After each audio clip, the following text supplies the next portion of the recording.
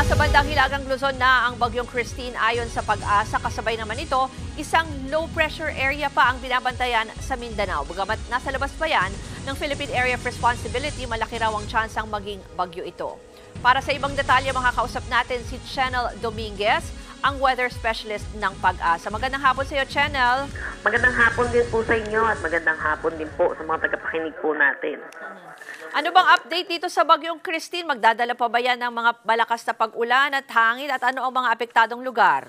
Ngayon po, ito po si Bagyong Christine ay nasa coastal waters na ng Santa Ilocos Sur. Meaning po, palabas na rin naman po siya ng ating Philippine landmass. Ngayon po, ang kategory pa rin naman po niya ay severe tropical storm. Dahil pa rin po dito, meron pa rin tayong tropical cyclone wind signal number 3 dito sa Benguet, Ilocos Sur, La Union, Pangasinan.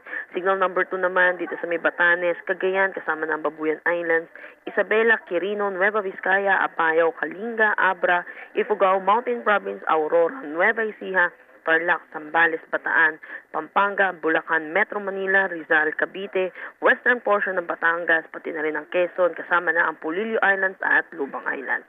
Signal number 1 naman sa nalalaming bahagi ng Luzon, pero meron din tayong signal number 1 dito sa Visayas, particularly Aklan, Capiz, Antique, kasama ng Caluya Islands, Iloilo, Bantayan Islands, Northern Samar at northern portion ng Samar.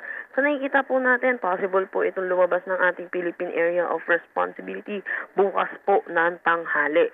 So nakikita din po natin, ito po ay magdadala pa rin po yung mga pag-ulan po dahil po meron po tayong weather advisory. Kaya asahan pa rin po natin ang mga malalakasang pag-ulan lalo na po dito sa Pangasinan, Zambales, La Union at Occidental Mindoro na inaasahan po natin ang intense to torrential na pag-ulan. Regarding naman po doon sa low pressure area na binabantayan po natin sa labas ng ating Philippine Area of Responsibility, mataas po ang chance nito na maging isang ganap na bagyo within the next 24 hours at by the weekend sa inaasahan po natin na papasok po ito ng ating Philippine Area of Responsibility. Kapag ito po ay pumasok po bilang bagyo po, ito po ay tatawagin po nating Leon. Yan po muna po, latest dito sa Pag-asa Weather Forecasting Center. Channel Dominguez po, magandang hapon.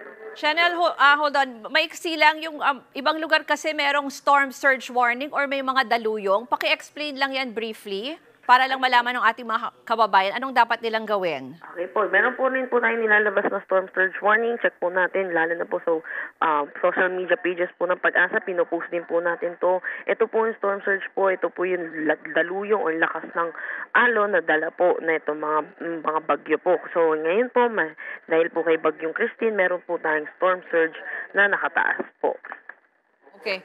Maraming salamat, Channel Dominguez, weather specialist ng Pag-asa. Mga kapatid, ako po si Ruth Cabal. Maging maalam at may pakialam sa mga may init at rumaratsadang balita sa Frontline Express. Para maging updated sa balitaan, mag-subscribe lang sa social media pages ng News 5.